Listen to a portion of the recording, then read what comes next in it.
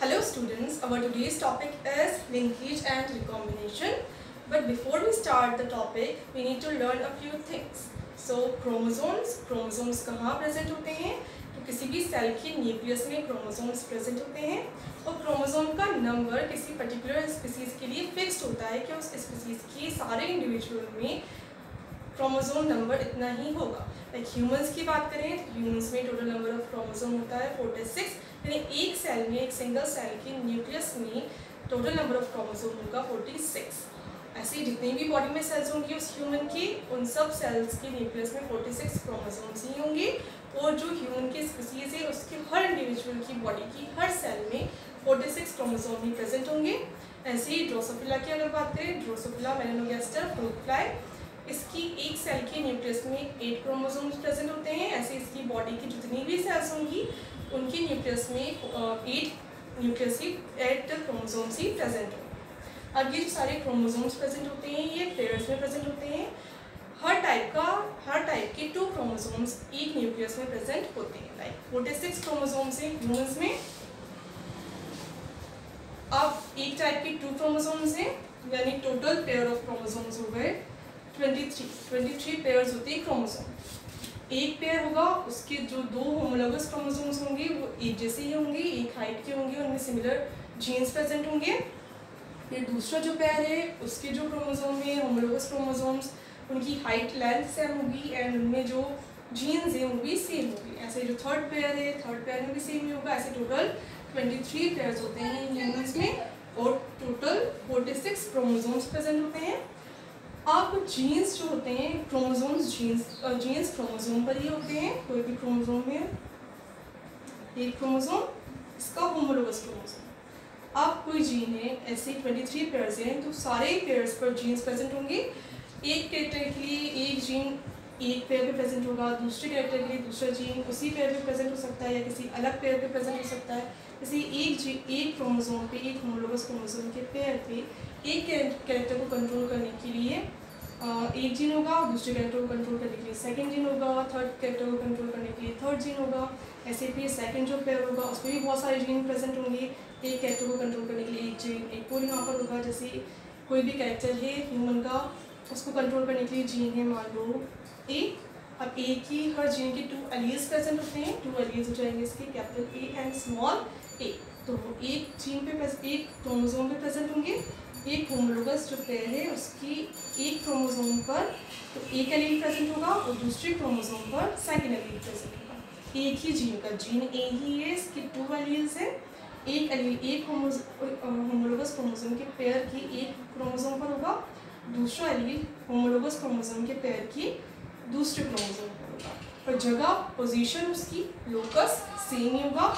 इस जगह पर है, इतना दूर है ये टिप से, तो ये भी दूसरा एलील स्मॉल ए या जो दूसरा एलील कैपिटल ए भी हो सकता है वो इसी जगह पर होगा, इतना ही टिप से दूर होगा। ऐसे ही कोई दूसरा कैरेक्टर है ह्यूमन का या किसी भी ऑर्गेनिज्म की का एग्जाम्पल ले सकते हैं। उसका कोई दूसरा कैरेक्टर है, उसके लिए दूसरा जीन होगा, जीन बी। उस जीन बी के भी 2 एलील्स होंगे, फिर B and capital B and small. अब वो फिर यहाँ होंगे, इससे थोड़ा दूर बी एंड बी। अब ये यहाँ है, ये जितना इससे डिस्टेंस पर है उतना ही ये इससे डिस्टेंस पर होगा। इनका जो पोजीशन है वो ये, इसकी पोजीशन भी यहीं पर होगी। इनका जो लोकस है वो सेम होगा, सेम एक ही जीन के 2 एलील्स सेम लोकस पे होते हैं, 2 होमोलोगस क्रोमोसोम। अब ऐसे अगर जीन है सी, अब उसके लिए उसी क्रोमोसोम पे हो सकता है या दूसरा जो क्रोमोसोम का पेयर है वहाँ पे हो सकता है। ऐसे जितने भी पेयर हैं उन सब पेयर्स पे जीन्स प्रेजेंट होते हैं। कैसे हो सकता है? अब एक जीन है वो एक कैरेक्टर को कंट्रोल कर सकता है, एक जीन एक से ज़्यादा कैरेक्टर को कंट्रोल कर सकता है, या फिर अब ग्रुप ऑफ जीन एक ही कैरेक्टर को कंट्रोल करके रख सकता है। अब ये हो गया। अब इसके बाद गैमेट फॉर्मेशन के टाइम पे क्या होता है?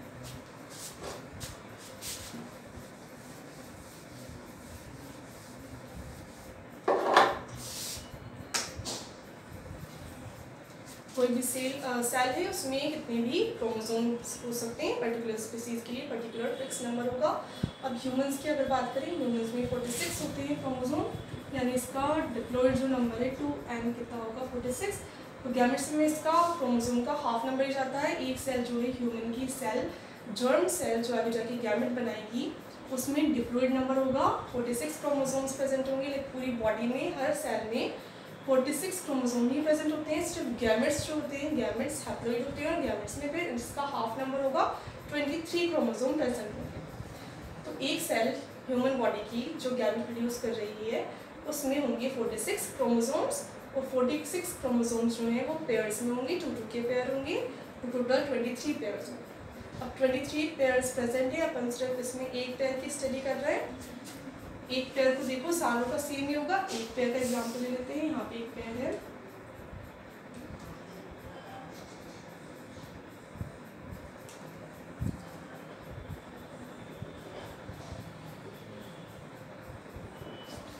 आप इसको देखने से पहले एक बार 11th में जो म्यूसिस की स्टडी की थी, म्यूसिस को एक बार पूरा रीड करना, तब जाके क्लियर होगा कॉन्सेप्ट। तो स्टार्टिंग में अब गैमेट फॉर्मेशन होता है तो एक सेल डिवाइड होकर 4 गैमेट्स बनाती है। यूजुअली जनरली यही होता है सब ऑर्गेनिजम्स में कॉमनली, कि एक सेल जो है, एक जो भी बॉडी की सेल है, जर्म सेल जो आगे जाके गैमेट्स प्रोड्यूस करती है, वो म्यूसिस के थ्रू करती है। म्यूसिस के थ्रू डिवाइड होगी और म्यूसिस के थ्रू फिर 4 हैप्लॉइड गैमेट्स बनेंगे।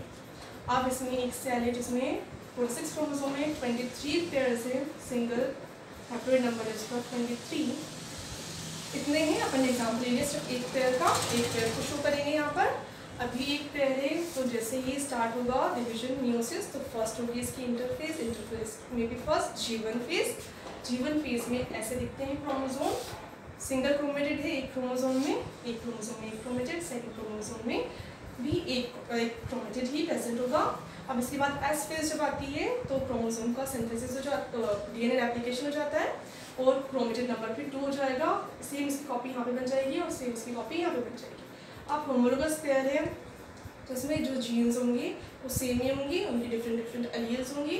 तो ले लें अपन यहाँ पे एक किसी भी कैरेक्टर के लिए एलील कैपिटल ए, यहाँ पे किसी भी कैरेक्टर के लिए एलील है स्मॉल ए।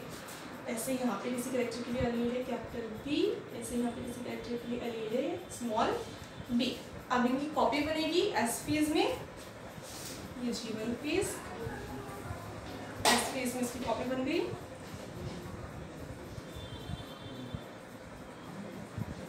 क्रोमेटेड का नंबर एक ही क्रोमोसोम में क्रोमेटेड हो गए 2, ऐसे इस वाले क्रोमोसोम में भी क्रोमेटेड हो जाएंगे 2।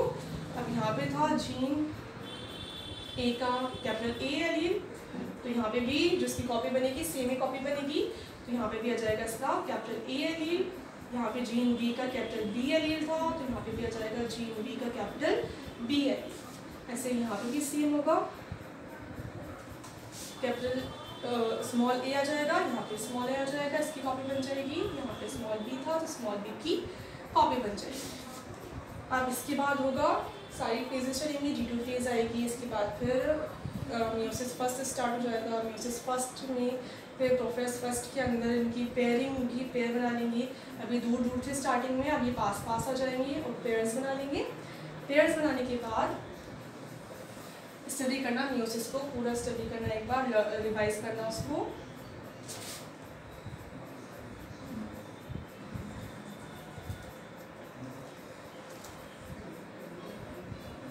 मेटाफेज प्लेट पे आ जाते हैं, ये ए, ये बी, ये स्मॉल ए, स्मॉल ए, स्मॉल बी, स्मॉल। आप फिर अपोजिट पोल्स की तरफ मूव करना स्टार्ट कर देते हैं, तो ये वाला इस पोल पे चला जाएगा, ये वाला नीचे वाले पोल पे चला जाएगा, और सेल डिवाइड हो जाएगी। म्यूसिस फर्स्ट के एंड में सेल डिवाइड होकर 2 सेल्स बना लेगी, तो ये जो 2 सेल्स बनेंगी उसमें एक में क्रोमोसोम आ गया,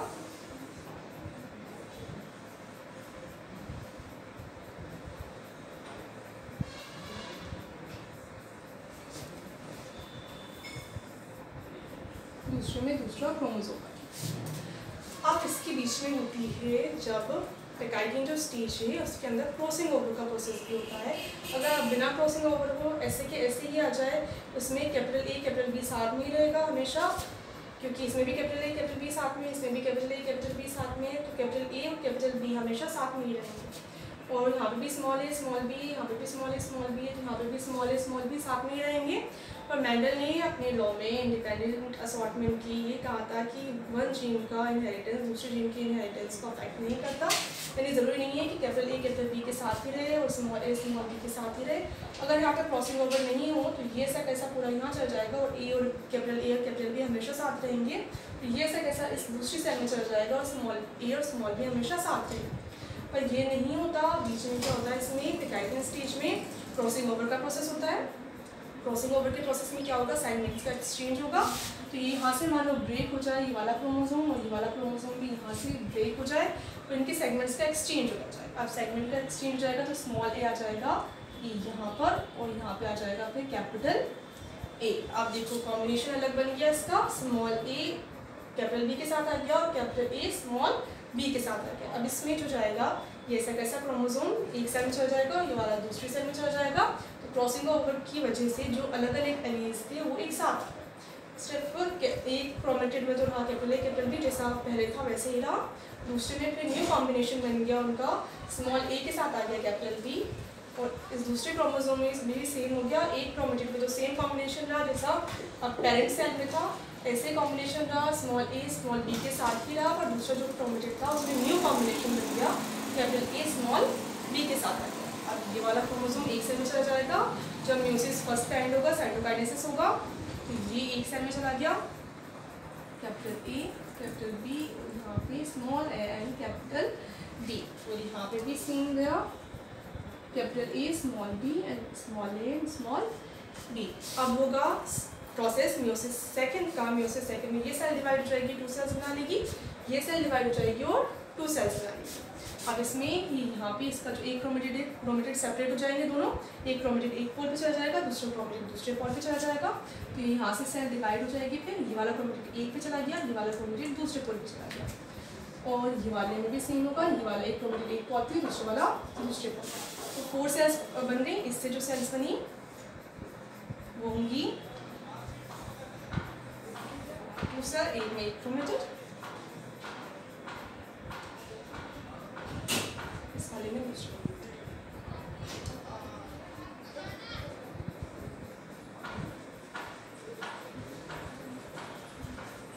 इससे भी सेम 2 सेल्स बन जाएंगी। फिर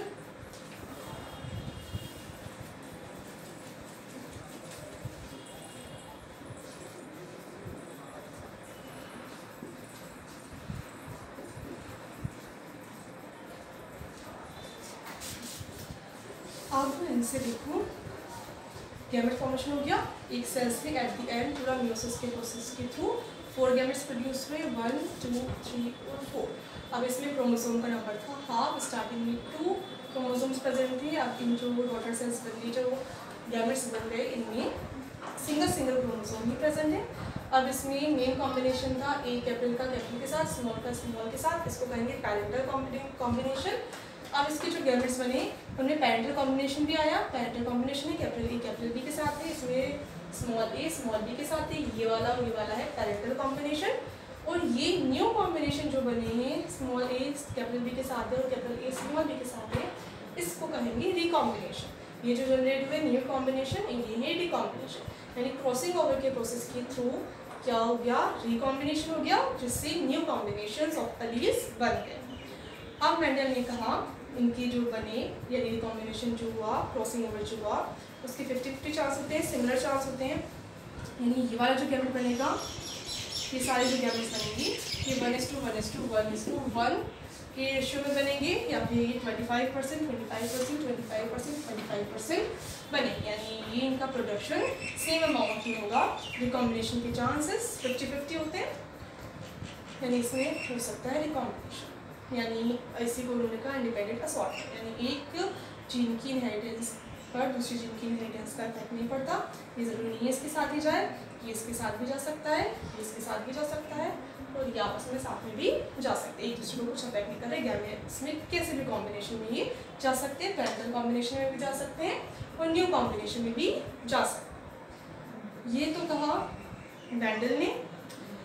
अब मेंडल ने कह दिया, इसके बाद स्टडी की, उसकी वेरिफिकेशन किया मॉर्गन ने बाद में जब देखा तो उनको ये जो गैमेट्स मिले, अब ये गैमेट्स पे नेक्स्ट जनरेशन प्रोड्यूस करेंगे, तो नेक्स्ट जनरेशन में उन्हें ऑफस्प्रिंग्स का जो रेशियो मिला सेम रेशियो नहीं मिला, उनको पैरेंटल जो कॉम्बिनेशन थे वो ज़्यादा रेशियो में मिले, ज़्यादा परसेंटेज में मिले, और जो न्यू कॉम्बिनेशन थे वो कम परसेंटेज में मिले। यानी उन्होंने कहा कि जो क्रॉसिंग ओवर होता है वो ज़रूरी नहीं है हर केस में हो, रिकॉम्बिनेशन के भी गैमेट्स फॉर्म हो सकते हैं।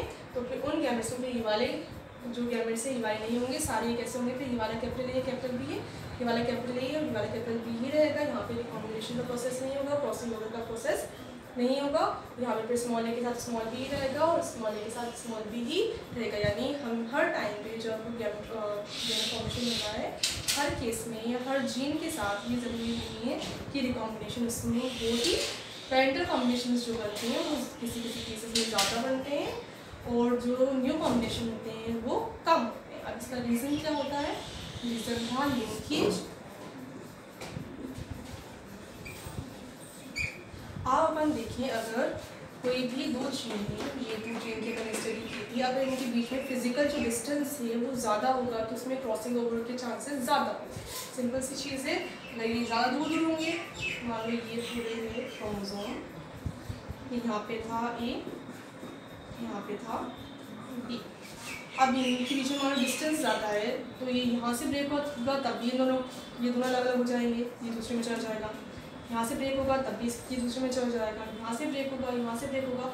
इतने सारे चांसेस है कि कहीं ना कभी ना यहाँ से किसी ना किसी ब्रेक में तो ये एक्सचेंज हो ही जाएगा। अब मान लो पर ये जो ए है ये इसके बहुत ज़्यादा पास, अब इतने ज़्यादा पास है, इसके बीच में फिजिकल डिस्टेंस बहुत ज़्यादा कम है, तो सिर्फ ये यहाँ से ब्रेक होगा तभी ये अलग अलग हो सकता है, अदरवाइज ये अलग अलग नहीं होगा। यानी इसमें रिकॉम्बिनेशन की या क्रॉसिंग ओवर के चांसेस बहुत कम है।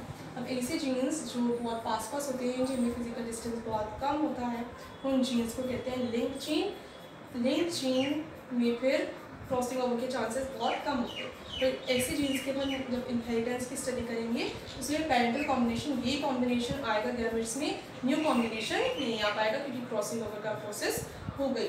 इस कॉन्सेप्ट को उन्होंने कहा लिंकेज, जीन्स के लिंक्ड रहे को, तो जीन्स जो लिंक रहे उनको कहा लिंक्ड जीन्स, मॉर्गन ने। अब एक क्रोमोसोम पे, पूरे क्रोमोसोम पे जितने भी ऐसे ग्रुप्स हैं लिंक जीन के, एक ग्रुप यहाँ है, मान लो एक ग्रुप यहाँ है, एक ग्रुप यहाँ है, वो जो लिंक जीन्स के ग्रुप होते हैं, अब जरूरी नहीं है दो ही हो, एक को इसके पास होगा तो वो भी लिंक ही होगा, तीनों लिंक हो जाएंगे आपस में। ऐसे जितने भी ग्रुप्स होते हैं लिंक जीन्स की उनको कहेंगे लिंकेज ग्रुप्स। तो लिंकेज ग्रुप्स प्रेजेंट होते हैं क्रोमोसोम पर, इनका नंबर होता है उस स्पीसीज की हैप्लॉइड नंबर के बराबर। यानी एक क्रोमोसोम पे 23 तक linked genes present, linked group या लिंकेज ग्रुप्स प्रेजेंट हो सकते हैं। यानी ऐसे पूरा नंबर हो सकता है 23 तक हो सकता है, ऐसा बताया ब्रिटानिया स्टडी में, इसमें ऐसा पता चला। तो मॉर्गन ने वेरीफाई, मॉर्गन ने एग्जाम्पल ह्यूमन पे नहीं कहा था, ये तो मैंने सिर्फ एग्जाम्पल ले लिया अंडरस्टैंड करने के लिए कॉन्सेप्ट को कि होता क्या है, कैसे होता है। अब क्या किया मॉर्गन ने, उसकी स्टडी करेंगे। मॉर्गन ने किस तरह एक्सपेरिमेंट किए, तो ड्रोसोफिला पे उन्होंने एक्सपेरिमेंट की, तो वो डिफरेंट टाइप का, ये तो सिर्फ समझाने के लिए था, समझ में आ जाए गैमेट फॉर्मेशन कैसे होता है, न्यू कॉम्बिनेशन कैसे बनती है और पैरेंटल कॉम्बिनेशन कैसे रहता है। अकॉर्डिंग टू मेंडल ये जो गैमेट्स बनेंगे वो इक्वल पोर्शन में बनेंगे, ये जितने बने होते ये बने होते ये बने होते ये बने, एक दूसरे को अफेक्ट नहीं करेगी जीन्स की इनहेरिटेंस। तो बाद में स्टडी किया मॉर्गन ने, तो पता चला कि जो पैरेंटल कॉम्बिनेशन हैं ये ज़्यादा बनेंगे बजाय कि इन न्यू कॉम्बिनेशन के, यानी रिकॉम्बिनेशन होगा कम और न्यू कॉम्बिनेशन बनेगी ज़्यादा। रीज़न लिंकेज, क्योंकि जीन होंगे बहुत ज़्यादा पास और इनमें क्रॉसिंग ओवर का प्रोसेस नहीं हो पाएगा।